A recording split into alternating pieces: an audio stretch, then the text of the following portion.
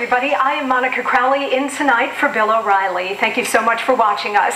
Let's get right to our top story. Another awful week for the American economy. Today, the Dow dropped another 170 points, losing more than 14% for the month. To make matters worse, Citigroup and JPMorgan Chase slashed their growth outlook for the USA. So it doesn't look like the economy is going to be turning around anytime soon. You may remember that more than a year ago, the Obama administration promised they would be creating 500,000 jobs every month. But after spending trillions of dollars and with the economy on the brink of another recession, here's what the president is saying now. We had reversed the recession, avoided a depression, got the economy moving again, created 2 million private sector jobs over the last 17 months. But over the last 6 months, we've had a run of bad luck. Some things that we could not control. Fox News analyst Charles Krauthammer's latest syndicated column in the Washington Post examines the, quote, bad luck. Charles joins me now from Washington. Great to see you, Charles. Welcome.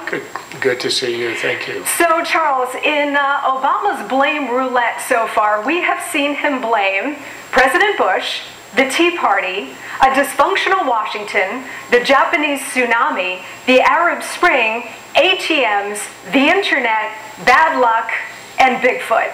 Now, okay, I just made up Bigfoot, but he's pretty much blamed the bad economy on everything except his own bad policies. Well, he promised us hope and change, but he never told us he'd also bring the bad luck. Look, I mean, it's rather pathetic for a president. You elect a leader to deal with events, to master them if he or she can, but not to go around whining and complaining about events. Dealing with events is what a leader does. And, you know, in the immortal words of Branch Rickey, luck is the residue of design. And Obama had a very specific design for the American economy. $1 trillion stimulus, which left not a trace. The heavy hand of Obamacare, and, you know, this blanket of regulation, the sort of the burst of regulatory zeal that we have seen everywhere, and which has essentially shut down our energy industry, which could be a source of economic growth and of jobs, and even so much as trying to shut down the new expansion of the Boeing plant in South Carolina at the behest of unions, which is bringing prosperity and jobs into that area. So, I mean, it's clear that his policies have failed, so what he does is he strikes out at two things: luck, bad luck, and also, I would also add, bad faith. It's the Republicans in Congress whom he says over and over again, he said it on the trip he just had in the Midwest, are not interested in country, interested only in party. Everything is politics, everything is elections. The Republicans, he gives them no credit for actually having a belief in smaller government, less spending, less regulation. He thinks all they want is power.